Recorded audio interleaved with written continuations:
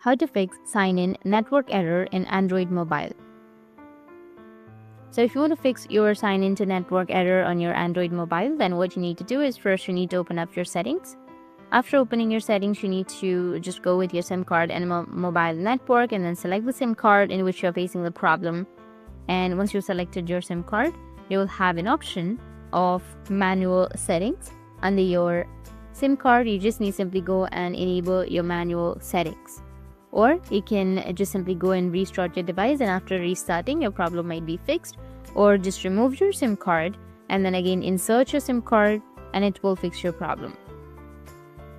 Or you can just simply go with your mobile networks, and under your mobile networks, you will have the access point names. So you just need to simply go with your access point names or APN settings, and then you can reset that settings. And after resetting those settings, your problem will be fixed.